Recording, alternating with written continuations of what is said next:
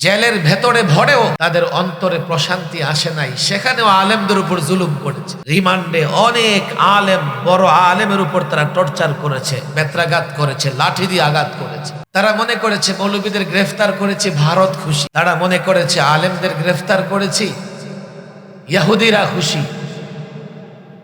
তারা মনে করেছে আলেমদের গ্রেফতার করেছি মুশরিকরা খুশি, আর তারাই আমাদেরকে ক্ষমতায় রেখেছে, তারা আমাদের ক্ষমতায় রাখবে। এতটা জুলুম ওলামায়ে কেরাম সহ্য করেছে। এক একজন আলেম 2 মাস পর্যন্ত রিমান্ডে ছিল। আমি 13 মামলায় কমপক্ষে 2.5 মাস রিমান্ড খেটেছি। শুধু রিমান্ডই শেষ নয়, জেলখানায় এক একজন আলেমকে এক একটা কামরায় 24 ঘন্টার জন্য তালাবদ্ধ করে দিয়েছে। জেলের ভেতরে চোর ঘুরে বেড়াচ্ছে, তাকে তালাবদ্ধ করা হয় না। ধর্ষণ মামলার আসামি পুরো জেলখানা ঘুরে বেড়াচ্ছে, খুনের মামলার আসামি পুরো জেলখানা ঘুরে বেড়াচ্ছে। আলেমরা কি অপরাধ করেছে যে 24 ঘন্টা ফাঁসির সেলে তাদের তালাবদ্ধ করে রাখতে হবে? তখন লকডাউন চলছে বাংলাদেশে। এই লকডাউন চলাকালীন করোনা ভাইরাসের কারণে যে লকডাউন দিয়েছিল, তারা কারা ফটকে গিয়ে আত্মীয় স্বজন কারো সঙ্গে দেখা করার সুযোগ ছিল না। তো তখন কারা কর্তৃপক্ষ ফোন ফাইল চালু করেছে। ফোন ফাইল কি জিনিস? সপ্তাহে একবার প্রত্যেক বন্দীকে 10 মিনিটের জন্য একটা মোবাইল ফোন দেওয়া হতো। সে 10 মিনিট তার পরিবার আত্মীয় স্বজনের সঙ্গে কথা বলত। আমরা কত বড় অপরাধী ছিলাম রে ভাই! চোখের সামনে দেখতেছি জানালা দিয়া, দরজা দিয়া সাধারণ আসামিগুলো ফোনের মাধ্যমে তার বাড়িঘরের সঙ্গে যোগাযোগ করতেছে, কথা বলতেছে। আমাদের এক একজন ছাত্র আলেম জানালা দিয়ে তাকায় চোখের পানি ফেলেছে যে 4 মাস, 6 মাস, বৎসর হয়ে গেছে, বাড়িঘরের কোনো খবর নাই। আলেমদেরকে ফোন ফাইলও দেওয়া হয় নাই।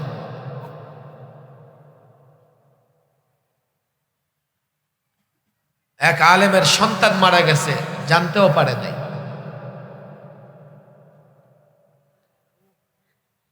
জেলের ভেতরে ভরেও তাদের অন্তরে প্রশান্তি আসে নাই, সেখানেও আলেমদের উপর জুলুম করেছে। রিমান্ডে অনেক আলেম, বড় আলেমের উপর তারা টর্চার করেছে, বেত্রাঘাত করেছে, লাঠি দিয়ে আঘাত করেছে।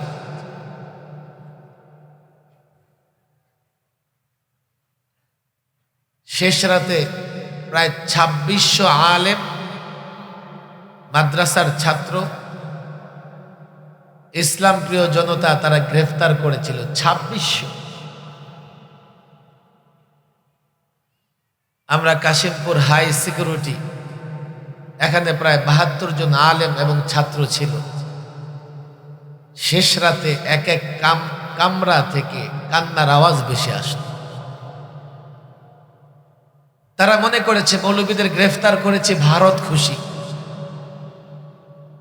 তারা মনে করেছে আলেমদের গ্রেফতার করেছি ইহুদিরা খুশি, তারা মনে করেছে আলেমদের গ্রেফতার করেছি মুশরিকরা খুশি, আর তারাই আমাদেরকে ক্ষমতায় রেখেছে, তারা আমাদের ক্ষমতায় রাখবে।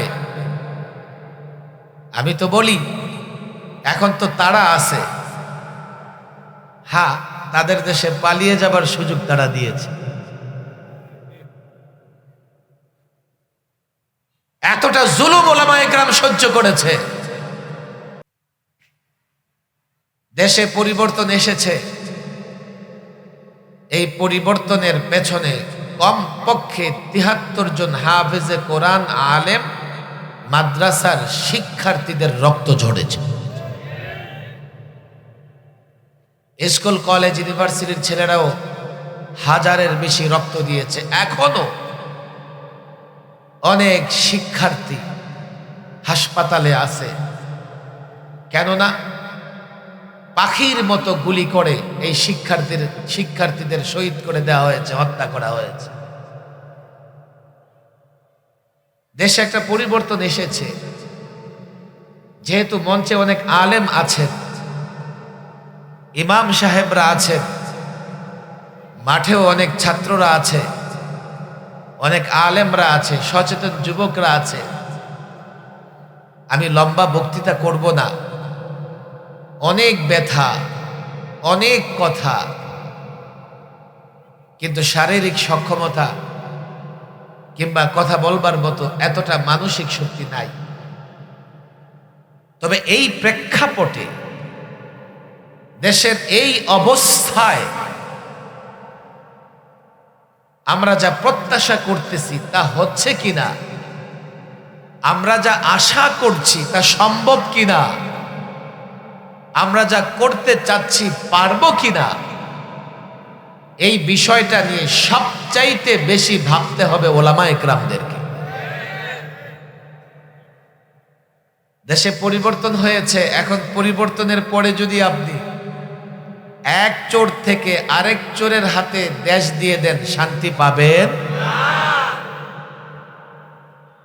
এক ডাকাতের হাত থেকে দেশ যদি আরেক ডাকাতের কাছে যায়, আপনি আরামে থাকতে পারবেন? এক দুর্নীতিবাজের হাত থেকে রাষ্ট্র যদি আরেক দুর্নীতিবাজের হাতে যায়, বাঁচতে পারবেন? রাষ্ট্রটাকে পুনর্গঠন করা লাগবে। বলবেন হুজুর এগুলো কি ওয়াজ? আর এগুলো সবচেয়ে বড় ওয়াজ। রাষ্ট্র যদি পুনর্গঠন করতে না পারেন, এই রাষ্ট্র যদি আপনার অনুকূলে না থেকে প্রতিকূলে চলে যায়, আপনার বিরুদ্ধে চলে যায়। গত 16টা বৎসর আমি সোহরাওয়ার্দী উদ্যানে লাখো জনতার সামনে বক্তৃতা করছিলাম, আর আমার মনে পড়ছিল 5ই আগস্টের আগে সোহরাওয়ার্দী উদ্যান সহ বাংলাদেশের বড় বড় প্রোগ্রামগুলোতে এইভাবে বক্তৃতা করার কোনো সুযোগ ছিল না। আপনারা দেখেছেন আমরা অনেক কথা বলেছি, কিন্তু প্রত্যেকটা কথার জবাব দিতে হয়েছে। বলবেন কিভাবে? আল্লামা মুফতি আমিন রাহিমাহুল্লাহ 4টা এপ্রিল হরতাল ডাকলেন, হরতালের দিন আমাদের গ্রেফতার করেছে। শুধুমাত্র পল্টন থানায় আমাদের 132 জনকে গ্রেফতার করেছে। হেফাজতের নেতৃত্বে আন্দোলন হয়েছে, সে আন্দোলনের পরেও কয়েক হাজার গ্রেফতার করেছে। আমি তখনও বাদ যাই নাই, 13-14 সরকারি মেহমানখানায় ছিলাম। আপনারা বলবেন যে একদম অপরাধ নাই, তাহলে কেন ধরছে? আরে অপরাধ, তারা যেটাকে অপরাধ বলে সেটা হচ্ছে আমরা দ্বীনের পক্ষে কথা বলি, এটাকে তারা অপরাধ মনে করে। এর বাইরে কোনো অপরাধ কোনো আলেম করে নাই। আপনারা বলেন আমরা ভাস্কর্যের নামে মূর্তি নির্মাণের বিরোধিতা করেছি, এটা কি আমাদের অপরাধ ছিল? বাংলাদেশ তো মসজিদের দেশ, এদেশ তো মূর্তির দেশ হতে পারে না। আমরা কসাই মুদিকে স্বাগত জানাতে পারিনি, আমরা তাকে অভ্যর্থনা দিতে পারিনি, আমরা তাকে অভিবাদন জানাতে পারিনি। কেন পারিনি? আমরা লক্ষ্য করে দেখেছি তার দাঁতে এবং তার হাতে গুজরাটের নিরীহ মুসলমানদের রক্ত লেগে আছে। আমরা কসাই মুদিকে স্বাগত জানাতে পারিনি। কেন? আমরা দেখেছি তার শাসন আমলে 400 বৎসর পুরনো বাবরি মসজিদকে শহীদ করে দেওয়া হয়েছে। হাজারো মসজিদ তালিকায় রেখেছে তারা, এক এক করে এক এক মসজিদকে শহীদ করে দেবে। আমরা দেখেছি উগ্র হিন্দুত্ববাদীরা মসজিদের মিনারায় উঠে গেরুয়া পতাকা টানিয়ে মসজিদের অবমাননা করেছে। আমরা এমন একজন সাম্প্রদায়িক নেতা, এমন একজন উগ্র নেতা, মুসলিম বিরোধী নেতা, বাংলাদেশ বিরোধী নেতাকে স্বাগত না জানিয়ে আমরা কি অপরাধ করেছি? আমাদের অপরাধ ছিল কি? আমরা বলেছি ডারউইনিজম চলবে না, আমরা বলেছি ট্রান্সজেন্ডার চলবে না। এখনো তারা প্রশ্ন করে, হুজুর আমরা তো আপনাদের সিলেবাস নিয়ে মাথা গামাই না, আপনারা আমাদের সিলেবাস নিয়ে কেন মাথা গামান? ইমাম সাহেবদের বলি, আপনাদেরও বলি, একটু বোঝার চেষ্টা করেন। অনেক স্কুল কলেজের শিক্ষার্থী, আমি সাধারণ যুবকদের এখানে দেখতে পাচ্ছি, এই প্রশ্ন এই বুদ্ধিজীবীরা করে যে আমরা তো আপনাদের মাদ্রাসার সিলেবাস নিয়ে মাথা কামাই না,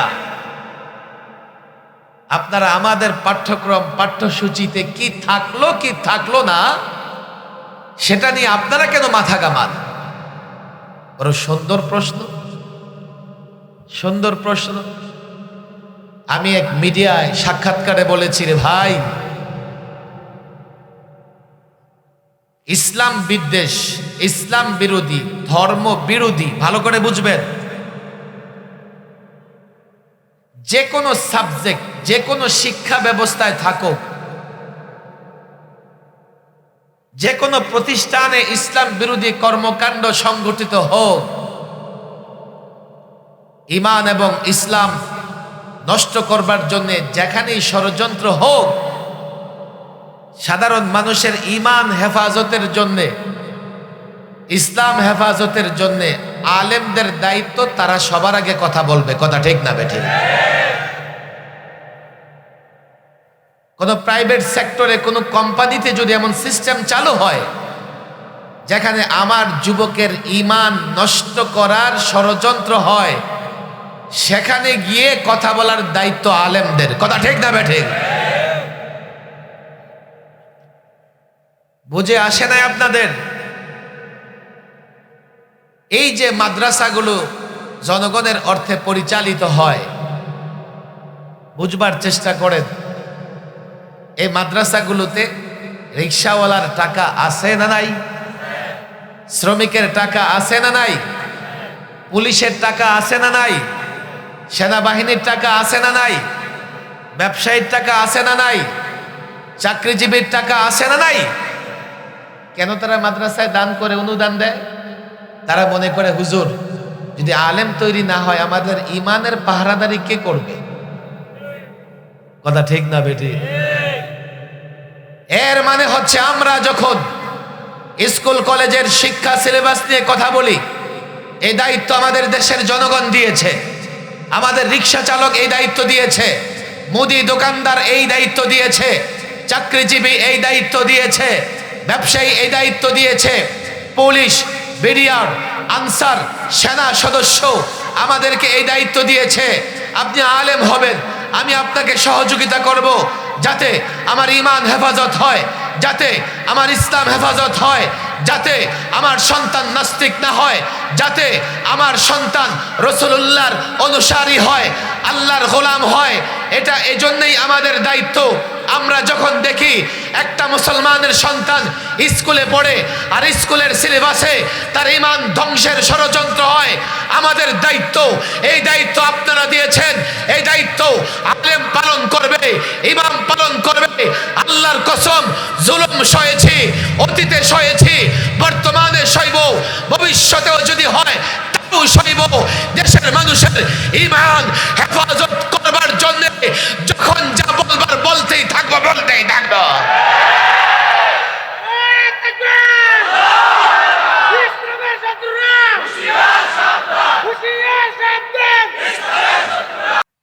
তারা আমাদের প্রশ্ন করে যে আপনারা এগুলো নিয়ে কথা বলেন কেন? আরে আমি আমার মুসল্লির ছেলেটাকে নাস্তিক বানাবো, বানরের বাচ্চা বানাবো নাকি? কোত্থেকে তারা এই বুদ্ধি আমদানি করে যে আপনারা এগুলো নিয়ে কেন কথা বলেন? আমরা পরিষ্কার বলে দিয়ে আসছি, আমরা চাই না যে আমাদেরকে রাষ্ট্র সংস্কারের জন্য কোনো কমিটিতে রাখেন। আমরা এতটুকু বলেছি যে যেই কমিটি আপনারা গঠন করবেন, সেই কমিটি নিয়ে যেন ওলামাদের আপত্তি তুলতে না হয়। যদি আপত্তি তুলতে হয় তাহলে কিন্তু আপনাদের সংস্কার কার্যক্রম আপনারা চালাতে পারবেন না। অনেক কথা এই দেশটাকে পুনর্গঠন না করলে আমরা কিছুতেই শান্তি পাব না। অতীতেও পরিবর্তন হয়েছে, কিন্তু বাংলাদেশে আমরা মরীচিকার পেছনে ছুটেছি, কখনো শান্তি প্রতিষ্ঠা করতে পারি নাই। এখন একটা বড় সমস্যা যে হুজুর এই পুনর্গঠন কেমনে হবে, কেমনে করলে শান্তি আসবে?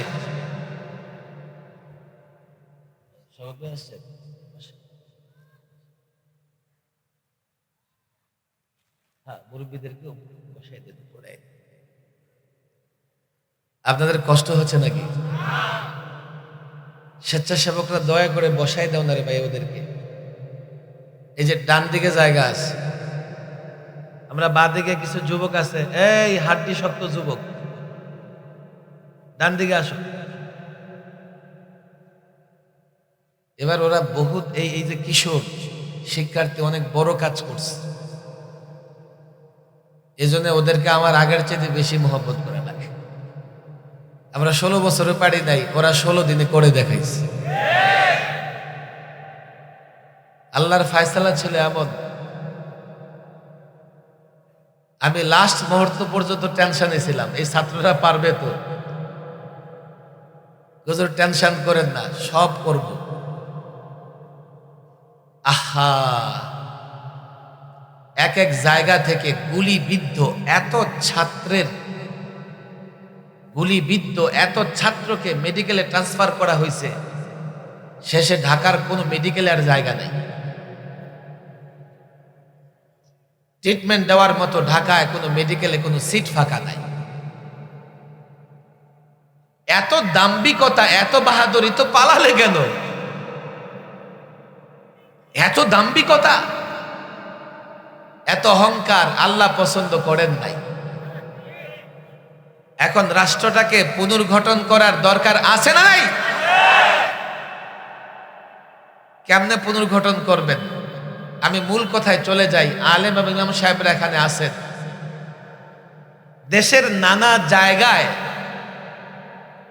যারা চাকরি করতেছেন কিংবা এখন যারা উপদেষ্টা হয়েছেন কিংবা যারা ছাত্র সমন্বয়করা আছেন, খেয়াল করে বোঝার চেষ্টা করবেন। তাদের পিছনে আমাদের মেহনতের কিছু ত্রুটি আছে। কি করে ত্রুটি? সেই ত্রুটির বাস্তবতা হচ্ছে, এখন যেই ছেলেটা প্রাইমারি স্কুলে পড়ে, এখন যেই ছেলেটা হাই স্কুলে পড়ে, এখন যেই ছেলেটা কলেজে পড়ে, আর এই ছেলেটাই তো কালকে রাষ্ট্রের নানা জায়গায় বড় বড় পদে চাকরি করবে। কথা ঠিক না বেঠিক? আমাদের ব্যর্থতার জায়গাটা এটা যে এই ছেলেটাকে রাষ্ট্র গঠন, রাষ্ট্র নির্মাণ, মুসলমানদের ইজ্জত সম্মান রেখে কি করে মুসলমানরা ইজ্জত সম্মান বজায় রেখে পৃথিবীকে নেতৃত্ব দিবে, আমি কিন্তু তাদের শিক্ষা দিতে পারি নাই। আমি ইমাম সাহেবদের আগে অনুরোধ করে বলছিলাম, দেখেন ভাই, একটা বড় প্রোগ্রাম করার আগে আপনারা ইমাম সাহেবরা একটা ছোট প্রোগ্রাম করেন, একটা মসজিদে করেন। বড় প্রোগ্রামে আসলে আপনারা আমাকে নিয়ে কত হইচই করবেন, কত খরচ আপনাদের। আর যদি শুধু ইমাম সাহেবরা কোথাও বসে 200-250, কোনো খরচ নাই, যাওয়ার পথে আমি শুধুমাত্র আপনাদের সঙ্গে একটু মত বিনিময় করতে চাই। মত বিনিময় কেন করতে চাই? রাষ্ট্র পুনর্গঠন করতে হলে শুধু মাহফিলে কাজ হবে না। আপনারা নারাজ হবেন না, আপনি 50 বছর শুধু যদি মাহফিল শোনেন, আপনার সূরা ফাতিহাও শুদ্ধ হবে না। কেন? মাহফিলে তো আর সূরা ফাতিহা মস্ক করানো হয় না। আপনাকে সূরা ফাতিহা শুদ্ধ করতে হলে কোনো আলেম, ইমাম, মুআল্লিমের সামনে হাঁটু গেড়ে বসতে হবে। তালিম একটা প্রাতিষ্ঠানিক বিষয়, একাডেমিক বিষয়। মাহফিলগুলোর দরকার আছে। এই মাহফিল থেকে আপনার ব্যাটারি চার্জ করবেন, হিম্মত সাহস বাড়াবেন, আর উস্তাদের সামনে বসে, আলেমের সামনে বসে নিজের দ্বীনি তালিমকে পূর্ণ করবেন, দ্বীনকে পূর্ণাঙ্গ দ্বীনকে শেখার চেষ্টা করবেন। আজকে আমাদের ব্যর্থতার জায়গা হচ্ছে বড় এটা, আমরা যদি এই প্রজন্মের যুবক ছাত্রদের তৈরি করতে না পারি। আপনি দেখেন এখন যারা রাষ্ট্র পরিচালনা করছেন, ইসলামের প্রতি, আলেমদের প্রতি তাদের আন্তরিকতার অভাব নাই। আমরা যখন শিক্ষা উপদেষ্টার সঙ্গে দেখা করতে গেলাম, আমরা তাকে বললাম আমরা উদ্বিগ্ন যে শিক্ষা পাঠ্যক্রম কিভাবে সাজানো হবে। তিনি বললেন যে না, আপনারা যেভাবে চান সেভাবেই সাজানো হবে। দুঃখের বিষয় হলো একটা কমিটি করেছে, এর মধ্যে হাদিস অস্বীকারী এমন একজন ব্যক্তিও আছে। আমরা যখন প্রতিবাদ করেছি, এই কমিটি বিলুপ্ত করে কদিন পরে আরেকটা কমিটি করেছে। মেহমান আসছে মনে হয়, আসবে, এখানেই আসবে, অতিথি আসছে। আমার দিকে তাকান আপনারা, স্টেজের আলেম ওলামাদের দিকে তাকান, অতিথি আসবে যাবে। আরেকটা কমিটি করেছে, সেই কমিটিতেও আপত্তি করা লাগে এমন লোক আছে। যে কেন হয়েছে জানেন? আন্তরিকতার তো অভাব নাই, কিন্তু তারা বুঝতেছে না যে কাজটা কি করতে হবে, কাকে দিয়ে করতে হবে, আলেমদের দাবি কি, এটা তাদের বুঝে আসতেছে না। আল্লামা মুফতি আমিন রাহিমাহুল্লাহ একটা মজার ঘটনা বলতেন।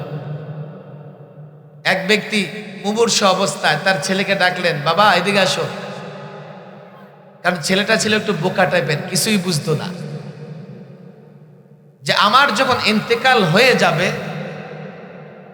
তুমি আমার ইন্তেকালের পরে শহরের বড় বড় লোকদের সঙ্গে আমার সম্পর্ক, তারা যখন আসবে খবরদার তাদের সঙ্গে রুরু আচরণ করবে না, তাদের সঙ্গে ভালো করে শোনেন, তাদের সঙ্গে নরম নরম কথা বলবে।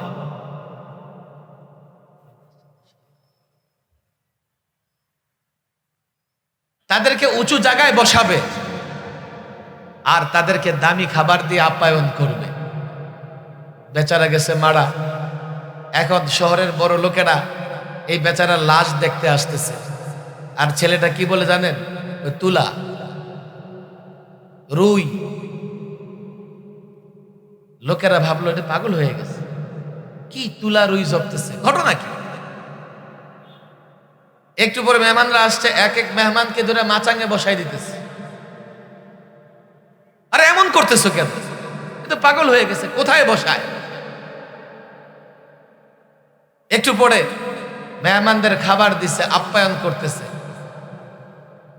গোশত রান্না করে দিছে, কিন্তু মেহমানরা গোশত ছিঁড়তে পারতেছে। ব্যাপার কি রে ভাই, এমন অদ্ভুত টাইপের আয়োজন কেন? আসলে ব্যাপারটা হয়েছে কি, বাবা ইন্তেকালের আগে আমাকে ওসিয়ত নসিহত করে গিয়েছিলেন, আপনারা যদি আসেন তো আপনাদের সাথে যেন নরম ভাষায় কথা বলি। তো আমি দেখলাম তুলা আর রুইয়ের চাইতে নরম কিছুই নাই, এজন্য তুলা আর নরম জপছি। তো ঠিক আছে, এত উঁচায় বসাইছো, মাচাঙ্গে বসাইছো কেন? বাবা বলে গেছেন আপনাদেরকে যেন উঁচু জায়গায়, উঁচু আসনে বসাই। তো দেখলাম ঘরের ভেতরে মাচাঙ্গের চাইতে তোর উঁচু জায়গা নাই। তো রান্না বান্না এমন কেন? রান্না বান্না এই জন্যই এমন, বাবা বলেছে দামি খাবার দিয়ে যেন আপ্যায়ন করি। দেখলাম বাবা একটা কুকুর রেখে গেছে, এটা সবচেয়ে দাম, এটা জবাই করে রান্না করে দিচ্ছে। আমাদের ব্যর্থতার কথা বলি, প্রশাসনে একজন এসপি আছে, ডিসি আছে, একটা জেলার দায়িত্ব যাদের হাতে ন্যস্ত করা থাকে, আপনি যখন যাবেন আপনাকে আন্তরিকভাবে মহব্বত করবে, কিন্তু সে এই জিনিসটা বুঝে না যে আলেমরা কি চায়, এবং আলেমরা যা চায় সেও কিন্তু আপনাকে বলবে, হুজুর আমিও এই, আমার বাবা হাজী সাহেব, দাদা হাজী সাহেব, আমি নামাজ পড়ি, আমার ফ্যামিলিও নামাজ পড়ে। বড় সমস্যা হচ্ছে সব ঠিক আছে, তো ইসলামটাকে ধারণ করবার যোগ্যতা সমুজ তার নাই। এই ইমাম সাহেবরা, আলেমরা যদি মহল্লার একটা শিক্ষার্থীকে ধরে ইসলাম বুঝাতে না পারে, আমরা পরিবর্তন করব বটে, কিন্তু পরিবর্তনের সুফল ভোগ করতে পারবো না। এজন্য ইমাম সাহেবদের বলেছি যে কি করে আপনারা এই মুসলমানদের সন্তানদের মেরামত করে দেবেন, যে মেরামত করে দিলে আপনাকে আর আন্দোলন করতে হবে না।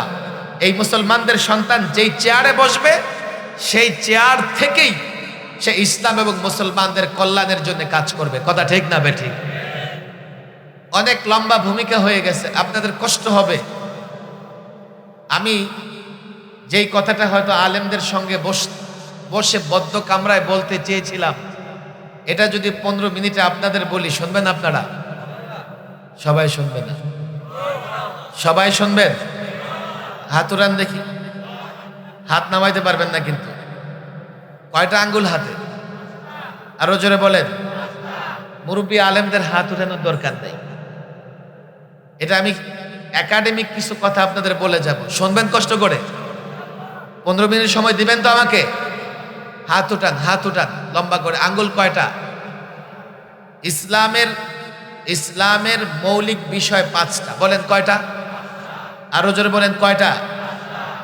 আমি এটাকে ফোকাহাদের ভাষায় যদি বলি, এটাকে বলা হয় উমুরে দিন বা দিনের বিষয়াদি। দিনের যাবতীয় বিষয়গুলোকে ফোকাহায়ে কেরাম 5 ভাগে ভাগ করেছেন। কয় ভাগে? আরো জোরে বলেন কয় ভাগে? হাত ব্যথা হয়ে গেছে? নামান, বা হাত উঠান। হাত একটা উঠাই রাখা লাগবে। আসলে আমারটাই ব্যথা হয়ে গেছে। আমি কদিন আগে জ্বরে ডেঙ্গুতে আক্রান্ত হয়ে গেছি। 1 মাস হয়ে গেছে, এখনো পা ঠিক মতো নাড়তে পারি না। এই হাত নামছে কেন? যুবক পোলাপান হাত নামাই ফেলছে। দ্বীনের সমস্ত বিষয়গুলোকে ফোকাহায়ে কেরাম, ওলামায়ে কেরাম ফতোয়ার কিতাব দেখেন, দুররে মুখতার দেখেন, শামী দেখেন, আল বাহরুর রায়েক দেখেন, তানবীরুল আফসার দেখেন, বাদায়ুস সানায়ে দেখেন। শুরুতেই দ্বীনের বিষয়গুলোকে ফোকাহায়ে কেরাম সংক্ষিপ্তভাবে তুলে ধরে একটা চার্টের মতো করে দিয়েছেন। সেটা হচ্ছে দ্বীনের যাবতীয় বিষয়গুলো কয় ভাগে বিভক্ত? আরো জোরে বলেন, আরো জোরে।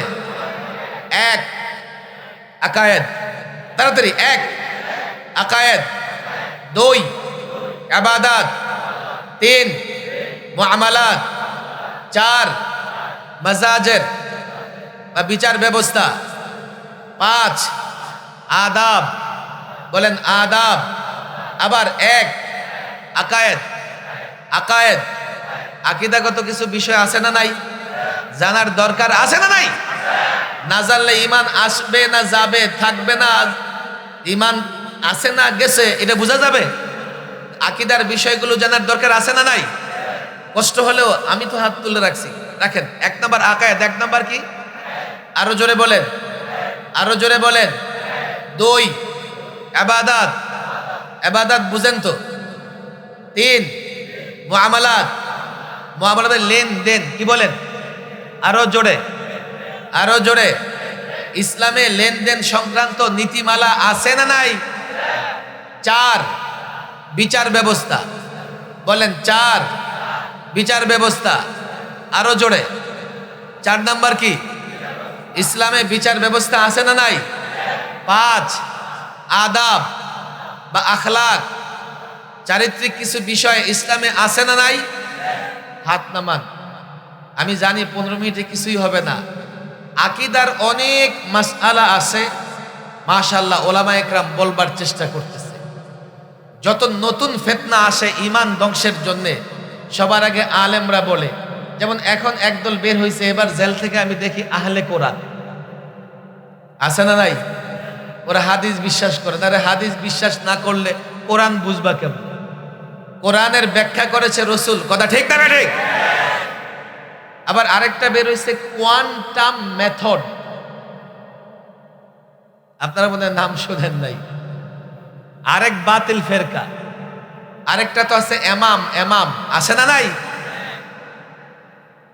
ওলামাদের আমি কানে কানে অনেক কথা বলতাম। জেলখানায় বাংলাদেশের সমস্ত বাতিল ফেরকার নেতাদের সঙ্গে আমার সাক্ষাৎ হয়েছে। একটা বাকি ছিল, এটার নাম ছিল আল্লাহর দল। এবার আল্লাহর দলের নেতার সঙ্গে আমার সাক্ষাৎ হয়ে গেছে। আমি এক এক দল, নেতা, দলের কাজকর্ম সম্পর্কে নানাভাবে বুঝবার চেষ্টা করেছি। আকীদার বিষয়গুলো আমাদের জন্য জানা ফরজ।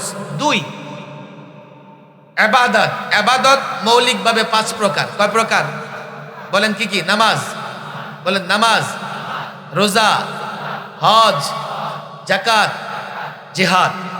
ইবাদত কয় প্রকার? আরো জোরে, আরো জোরে বলেন। নামাজ, রোজা, হজ, যাকাত, জিহাদ। নামাজ, রোজা, হজ, যাকাত মৌলিকভাবে 5টা ইবাদত। এরপরে মুআমালাত, লেনদেন, আর্থিক লেনদেন। লেনদেনের মূল হচ্ছে আর্থিক লেনদেন। এটাও 5 প্রকার। এরপরে আছে মাজাজের বা বিচার ব্যবস্থা। এরপরে আসছে আদাব বা আখলাক। আমি এই কথাগুলো কেন বললাম দেখেন, আমি যদি ইসলামী লেনদেন না বুঝাই, ইসলামী অর্থনীতি না বুঝাই, কালকে এই ছেলেটা যখন অর্থ মন্ত্রণালয়ে চাকরি করবে বা অর্থ উপদেষ্টা হবে, যতই চেষ্টা করুক সুদ মুক্ত অর্থ ব্যবস্থা চালু করতে পারবে না। 2 নাম্বার, সে বলবে হুজুর সুদ ছাড়া তো রাষ্ট্র চলবেই না। আপনাদের মাথা নষ্ট, আপনারা কি করে রাষ্ট্র চালাবেন? আর যদি ফেসিবাদের এক মন্ত্রীর মতো হয়, বলবে সুদ খারাপ না, এই সুদ ঘুষে কাজে স্পিড বাড়ে। ঘুষ দিলে কাজে স্পিড বাড়ে। হ্যাঁ বাড়ে তো ঠিক আছে। আপনি টাকা দেখবেন যে ফাইল এই টেবিল থেকে ওই টেবিল 2 মিনিটে কাজ শেষ। টাকা না দিবেন, ফাইল পড়ে থাকবে। বাড়ে তো ঠিক আছে, সম্পূর্ণ হারাম কায়দায় বাড়ে। কথা ঠিক না বেঠে? 4 নাম্বার, বিচার ব্যবস্থা। দেখেন প্রত্যেকটা আমি যে কথাগুলো বলছি এগুলো ফরজ ফরজ ফরজ। ওয়ামান লাম ইয়াহকুম বিমা আনজালাল্লাহ ফাউলাইকা হুমুল কাফিরুন। আল্লাহর বিধান অনুযায়ী বিচার না করলে সে মুমিন থাকতে পারে না।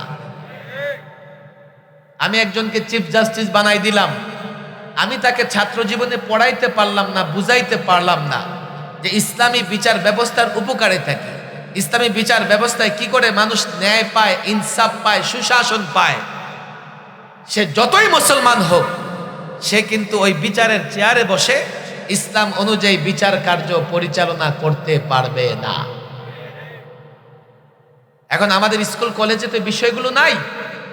আলেমরা এক একটা জিনিস এক এক শিক্ষার্থীর পায়ে ধরে যদি না বুঝাইয়া দেই, যতই পরিবর্তন হোক আমরা কিন্তু এই পরিবর্তনের সুফল ভোগ করতে পারবো না।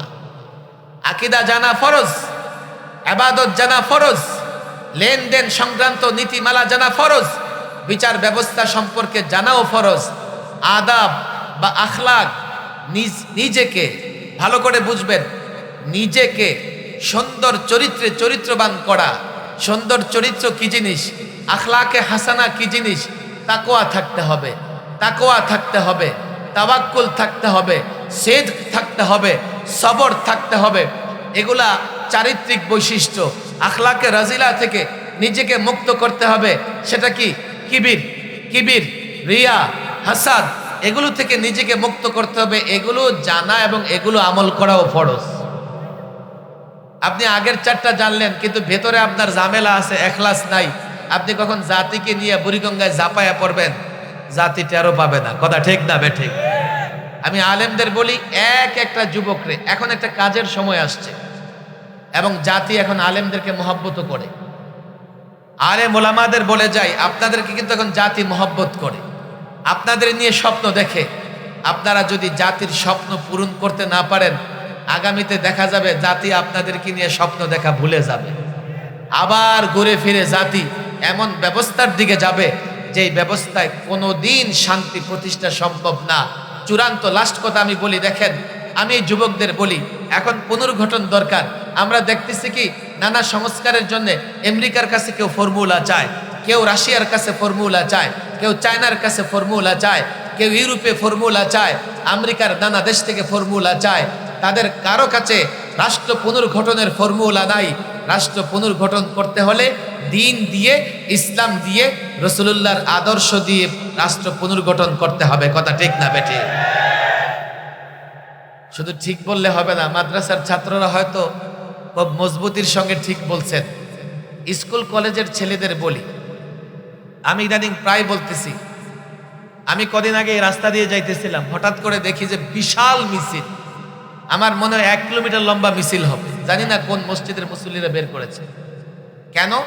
ভারতের মহারাষ্ট্রে রামগিরি নামক এক কীট, এক নরপিশাচ, এক অভিশপ্ত রাসূল সাল্লাল্লাহু আলাইহি ওয়াসাল্লামকে নিয়ে যাচ্ছে, তাই মন্তব্য করেছে।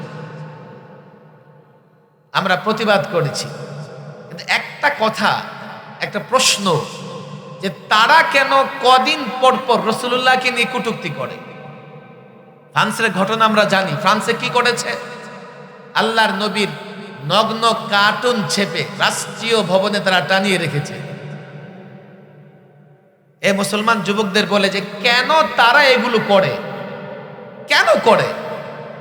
মূল উদ্দেশ্য হচ্ছে রসুলের সঙ্গে যে মহব্বতের জায়গা, রসুলের উপরের আমাদের যে ভক্তির জায়গা, শ্রদ্ধার জায়গা, সেটা তারা নষ্ট করে দিয়ে রাসূলুল্লাহর আদর্শ থেকে আমাদের দূরে সরিয়ে দিতে চায়। আপনি বলবেন হুজুর কেন? রাসূলুল্লাহর আদর্শ থেকে আমাদেরকে তারা কেন দূরে সরাতে চায়?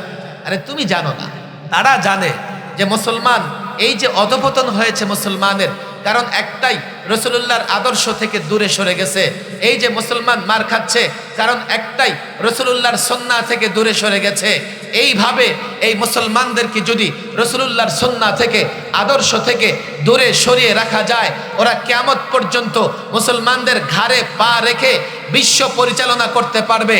আর কোনোভাবে যদি স্কুলের ছাত্র, কলেজের ছাত্র, সাধারণ মানুষ এটা বুঝে যায় যে আমরা ঘুরে দাঁড়াবো, আমরা কাফের দুনিয়ার বিরুদ্ধে লড়াই করব, আমরা আমাদের সোনালী অতীত ফিরিয়ে আনবো, আমরা আমাদের ইজ্জত আবরু ফিরিয়ে আনবো, আমরা বাইতুল মাকদিসকে উদ্ধার করব, আমরা মসজিদে বাবরি মসজিদকে উদ্ধার করব, আমরা সিরিয়াকে উদ্ধার করব, উইগর কাশ্মীরকে উদ্ধার করব।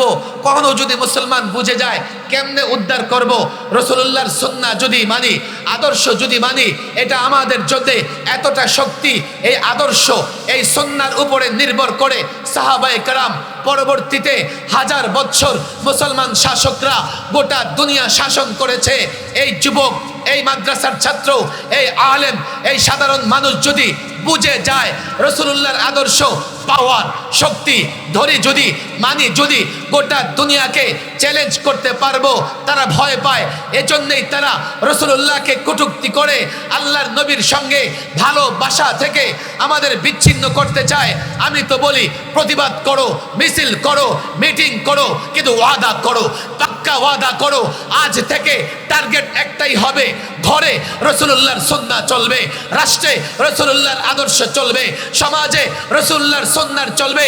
আল্লাহর কসম করে বলি, রব্বে কাবার কসম করে বলি, আজও যদি মুসলিম যুবক আল্লাহর নবীর সুন্নাহ ধরতে পারে, আজও যদি আল্লাহর নবীর আদর্শ এই মুসলমানরা আপন করে নিতে পারে, আমেরিকা থেকে চায়না পর্যন্ত, রাশিয়া থেকে ব্রিটেন পর্যন্ত কাফের, বেঈমান, ইহুদি একত্রিত হয়ে যদি মুসলমানদের বিরুদ্ধে লড়াইয়ের ময়দানে অবতীর্ণ হয়, আল্লাহর কসমে এক মুহূর্ত টিকতে পারবে না, পারবে না।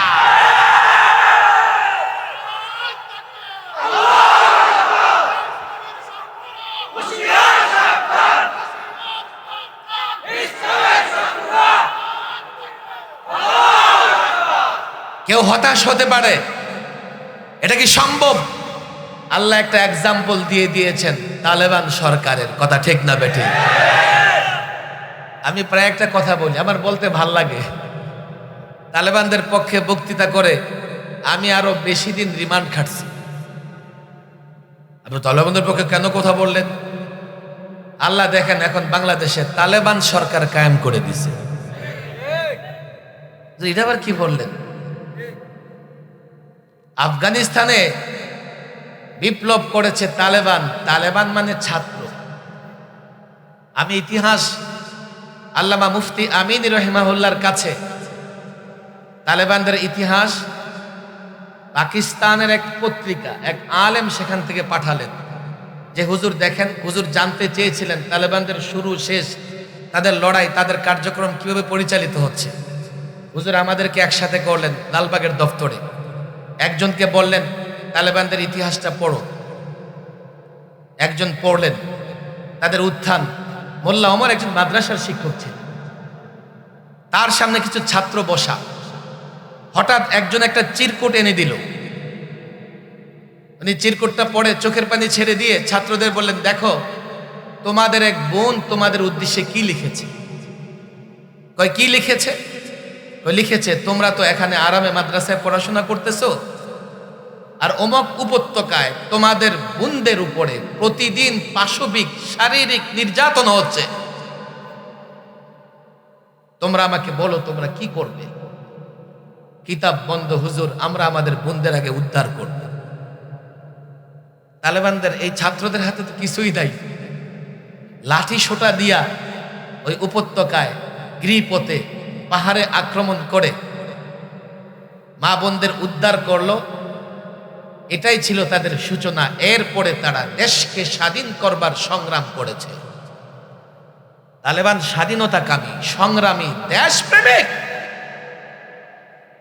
যেহেতু ছাত্রদের মাধ্যমে বিপ্লব হয়েছে, আর আফগানিস্তানের ভাষায় ছাত্রকে বলে তালেবান, সেজন্য তাদের সরকারকে বলে তালেবান সরকার।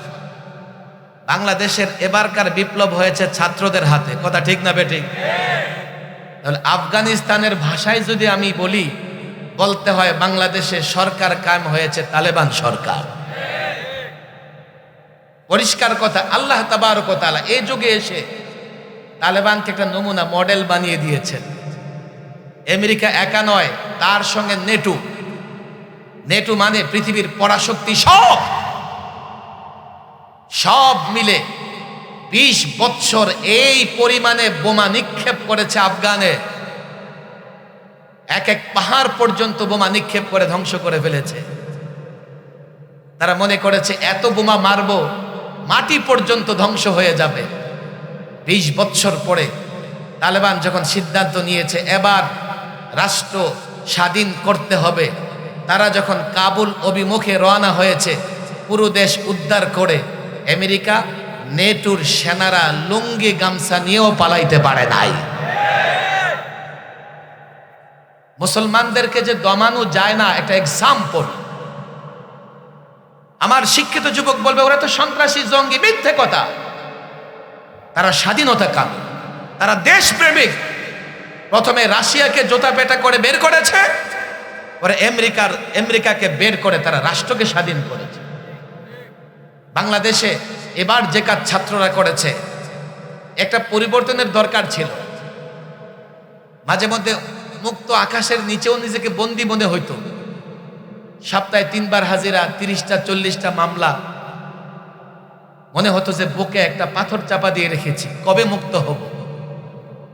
মুক্তির জন্য পরিবর্তনের দরকার ছিল, কিন্তু মনে রেখো পরিবর্তনের চাইতে পুনর্গঠন কঠিন। চূড়ান্ত পরিবর্তনের জন্য যারা এখানে যুবকরা আসছে, নিঃসন্দেহে আলেম ওলামাদের মহব্বত করে। চূড়ান্ত পরিবর্তনের জন্য, চূড়ান্ত পরিবর্তন কোনটা? যেই পরিবর্তনের পরে চোরের হাত থেকে অন্য চোরের হাতে ক্ষমতা যাবে না। চূড়ান্ত পরিবর্তন যখন হবে, এই ছাত্র নেতৃত্ব দেবে। আল্লামা মুফতি আমিনী ছাত্রদের ভালোবাসতেন, তাদের উপর বিশ্বাস রাখতেন, তাদের সঙ্গে যুক্ত হয়েছে। মাদারেসে কওমিয়ার ছাত্রদের সঙ্গে যুক্ত হয়েছে স্কুল কলেজের ছাত্ররা। আমি তাদের বলি, চূড়ান্ত পরিবর্তন বিধান প্রতিষ্ঠার লক্ষ্যে চূড়ান্ত পরিবর্তন হবে। আল্লাহর নবীর সুন্নাহ প্রতিষ্ঠার লক্ষ্যে চূড়ান্ত পরিবর্তন হবে। আল্লাহর নবীর আদর্শ প্রতিষ্ঠার লক্ষ্যে চূড়ান্ত পরিবর্তন যখন হবে, দুর্নীতি থাকবে না, টেন্ডারবাজি থাকবে না, দখলদারি থাকবে না, ঘুষ থাকবে না, দুর্নীতি থাকবে না। ওই চূড়ান্ত পরিবর্তনের জন্য আরেককে বুঝিয়ে চূড়ান্ত পরিবর্তন আনতে পারো, জাতিকে বুঝিয়ে গণবিপ্লব কায়েম করতে পারো, সেই গণবিপ্লবের পরে বাংলাদেশ হবে কোরআনের বাংলাদেশ।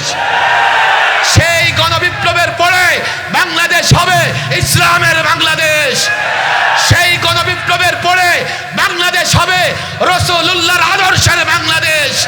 সেই গণবিপ্লবের পরে নাস্তিক মুরতাদ আল্লাহর নবীর কটূক্তিকারীদের জন্য দেশ এতটা উত্তপ্ত হবে, তারা এই জমিনে পা রাখতে পারবে না।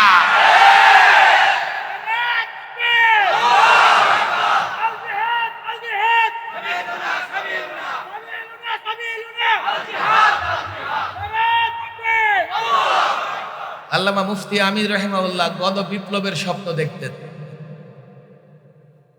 আমি এটার একটা বাস্তব নমুনা এবারকার আন্দোলনকে দেখি। গণবিপ্লব ছাড়া আপনি চোরটাদের হাত থেকে কখনোই মুক্তি পাবেন না।